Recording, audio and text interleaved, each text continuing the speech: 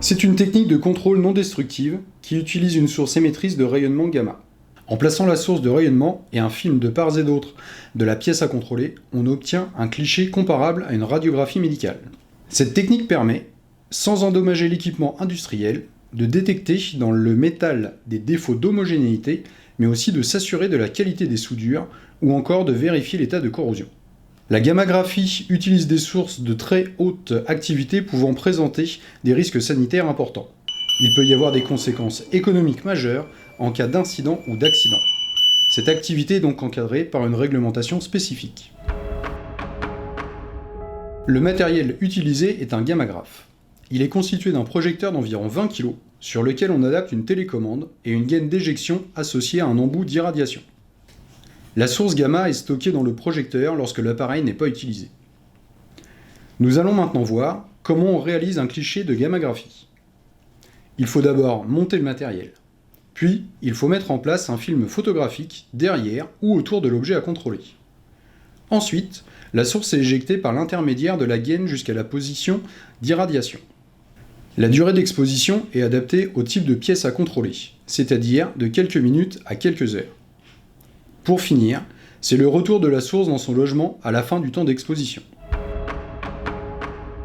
La gammagraphie comporte des risques sanitaires et économiques. Concernant les risques sanitaires, il y a des effets à court terme liés à une exposition accidentelle très importante. Ces effets peuvent se traduire par des brûlures consécutives à une exposition localisée ou par la modification de la formule sanguine. Ils peuvent aller jusqu'au décès dans le cas d'une exposition du corps entier.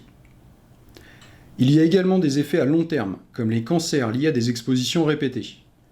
La gravité des effets ne dépend pas du niveau d'exposition, mais la fréquence d'apparition des cancers augmente avec la dose cumulée. Concernant les risques économiques, ils sont principalement liés à la condamnation de tout ou partie d'un site suite à la perte de maîtrise d'une source radioactive. Les zones condamnées peuvent s'étendre sur plusieurs centaines de mètres pendant plusieurs semaines.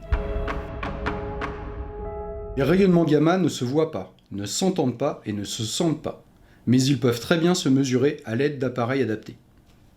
Le risque lié au rayonnement ionisant impose des mesures de prévention spécifiques, et les travailleurs doivent être formés afin de supprimer ou au moins réduire les risques. Avant tout, il est primordial d'éviter les situations où une personne se trouverait en contact ou à proximité immédiate de cette source. Une exposition au contact de la source de quelques dizaines de secondes suffit pour générer des conséquences graves pour la santé. La position de la source doit toujours être connue des opérateurs. La source est en permanence guidée dans la gaine d'éjection lorsqu'elle sort du projecteur. Un voyant informe les salariés du retour en position de sécurité de la source lorsqu'elle réintègre le projecteur. Et les opérateurs disposent d'appareils de mesure permettant de leur signaler la présence et l'importance des rayonnements. Dès lors que c'est possible, il est primordial de mettre en place des protections collectives qui permettent d'atténuer les rayonnements. Dans l'idéal, les radiographies sont réalisées au sein d'un bunker dont les murs épais en béton atténuent fortement les rayonnements. Si ce n'est pas possible, il convient d'utiliser d'autres types d'écrans et à minima un collimateur afin d'atténuer au mieux les rayonnements. Pour les contrôles in situ, le poids important des écrans peut empêcher leur utilisation. Dans ce cas, le seul écran sera le collimateur. À ce moment-là, afin de limiter les doses reçues par les travailleurs, il est important que ceux-ci restent le plus loin possible de la source.